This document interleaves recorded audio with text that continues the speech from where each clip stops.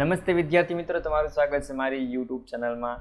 આજે આપણે જાણીશું કે સમરસ હોસ્ટેલ છે તેના રજિસ્ટ્રેશન થવાનું શરૂ થઈ ગયું છે। તો એનું ઓનલાઈન આપણે ફોર્મ કઈ રીતે ભરવું, તમામ માહિતી હું તમને આ વિડીયોની અંદર સમજાવી। તો સૌથી પહેલાં આપણે જાણીએ કે એનું ઓનલાઈન રજિસ્ટ્રેશન કઈ રીતે કરવું, ત્યારબાદ આપણે કયા કયા ડોક્યુમેન્ટની જરૂર છે, તેનું મેરિટ કઈ રીતે આવતું હોય છે। તો જેના વેબસાઇટની લિંક મારા વિડીયોના ડિસ્ક્રિપ્શન બોક્સમાં આપેલી છે, ત્યાંથી તમે વેબસાઇટ ઓપન કરી શકો છો। તો સૌથી પહેલાં આપણે તેના ઓનલાઈન એડમિશન પર ક્લિક કરી અને રજિસ્ટ્રેશન કરવાનું રહેશે। તો તેના પર ક્લિક કરશો એટલે આવી રીતે તમને એક જે સમરસ હોસ્ટેલ કરીને એક હોમ પેજ જોવા મળશે, જેની અંદર આપણે સૌથી પહેલાં રજિસ્ટ્રેશન પર ક્લિક કરવાનું છે, રજિસ્ટ્રેશન કરવાનું છે।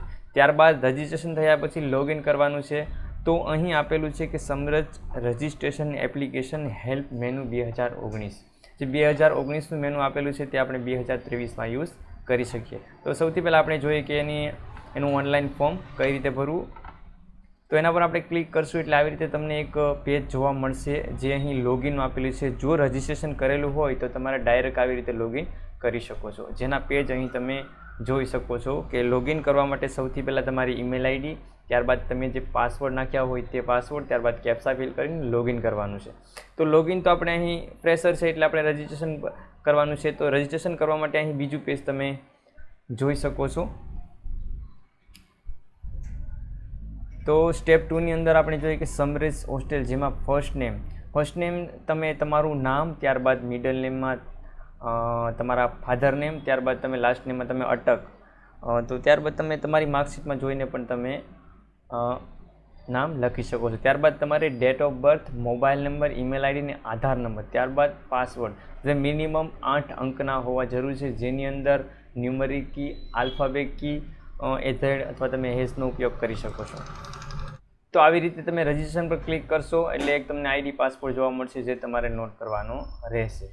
તો આપણે એના નીતિ નિયમો આપણે સમજીએ। તો નીતિ નિયમો શું કહેવા માંગે છે, તો કે જાહેરાત દર્શાવતી તારીખ સુધી અરજી ઓનલાઈન સ્વીકારવામાં આવશે, એટલે કે જે તારીખ આપેલી છે તે પહેલાં જ તમારે અરજી કરવાની રહેશે। એ તારીખ પૂર્ણ થયા પછી તમારી અરજી સ્વીકારવામાં આવશે નહીં, એટલે કે આજથી તમારે અરજી કરવાની રહેશે। પછી અધૂરી અરજી રદ ગણવામાં આવશે, એટલે માહિતી ફોર્મની અંદર કાંઈ મિસમેચ અથવા તમારી માહિતી ખોટી હશે તો તમારું ફોર્મ રદ ગણવામાં આવશે।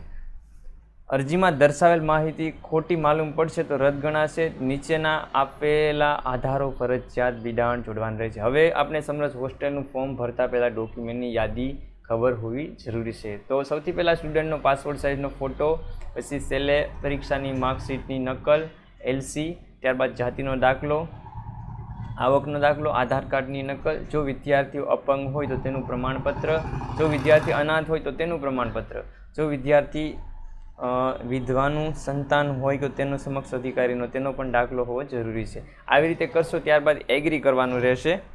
એગ્રી કરશો એટલે આગળનું ફોર્મ તમને જોવા મળશે, જે આવી રીતે હશે।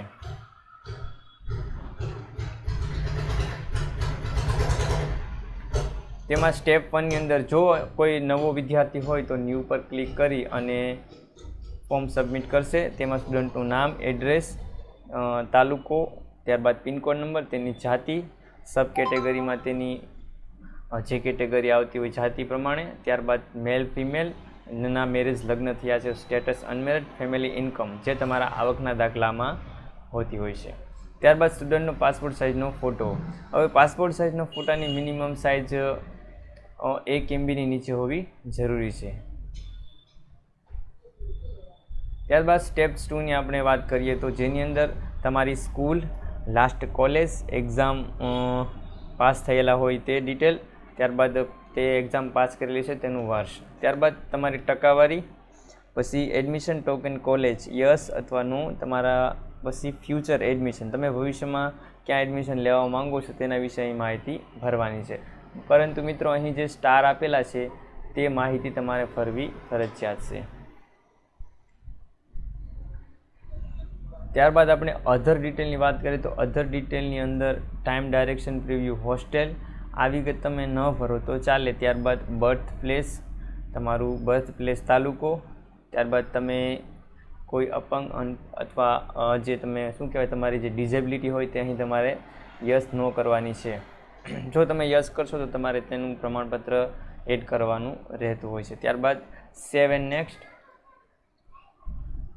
અહીં આપણે લાસ્ટમાં ડોક્યુમેન્ટની વિગત લખવાની છે. તો લાસ્ટ એક્ઝામ ની માર્કશીટ, ત્યારબાદ school leaving, caste certificate, income certificate અને આધાર કાર્ડ. મિત્રો 5 ડોક્યુમેન્ટ હોવા જરૂરી છે. ત્યારબાદ એક પાસપોર્ટ સાઇઝનો ફોટો, એટલે કે ટોટલ 6 ડોક્યુમેન્ટ હોવા જરૂરી છે. ત્યારબાદ આપણે ડેક્લેરેશન પર ક્લિક કરશું કે હું કોઈપણ પ્રકારની માહિતી ગુનાહિત પ્રવૃત્તિમાં સંકળાયેલ નથી, તો એના પર યસ કરી અથવા નો કરી અને આગળ આપણે સબમિટ કરવાનું છે. પરંતુ માહિતી આપણે ખાસ વાંચી અને ત્યારબાદ જ ક્લિક કરવાનું છે, એટલે તેના પર નો આવશે. ત્યારબાદ ટર્ન બોક્સ એક્સેપ્ટ કરી અને સબમિટ પર ક્લિક કરશો એટલે તમારું ફોર્મ સબમિટ કરવામાં આવશે. તો આવી રીતે તમારું ફોર્મ સબમિટ થતું હોય છે. તેના પર આપણે જે આઈડી પાસવર્ડ નાખી અને લોગિન કરશું, જેના આધારે તમારું મેરિટ લિસ્ટમાં જો તમારું નામ આવ્યું હશે તો તમને આગળ હોસ્ટેલમાં તમને રહેવા જમવાની સુવિધા મળતી હોય છે. તો એ પણ ખાસ કે જે લોકોના જે પ્રિવ્યુ માર્ક્સ, એટલે કે જે લોકોએ ગઈ પરીક્ષામાં સારા માર્ક્સ મેળવ્યા હોય, મિનિમમ 70થી 80 ઉપર જેણે માર્ક્સ મેળવ્યા હોય, એને આ હોસ્ટેલમાં સમરેશ હોસ્ટેલની અંદર એડમિશન મળતું હોય છે. તો મારી એવી વિનંતી છે કે જે લોકોના સારામાં સારા માર્ક્સ હોય અથવા SC/STમાં આવતા હોય એવા સ્ટુડન્ટ મોટે ભાગે ફોર્મ ભરતા હોય છે, કારણ કે જે 50, 30, 40 અથવા 45% જેમ આવ્યા હોય તો એ લોકો ફોર્મ ભરવાથી કશો ફાયદો થતો નથી. માટે મિત્રો આવી રીતે તમે ઓનલાઈન જાતે ફોર્મ ભરી શકો છો. વિડીયો ગમ્યો હોય તો લાઇક, કોમેન્ટ તમારા મિત્રોને શેર કરજો. કંઈ પણ તમને કન્ફ્યુઝન હોય તો તમે કોમેન્ટ કરી શકો છો. ધન્યવાદ. તમારો દિવસ શુભ રહે.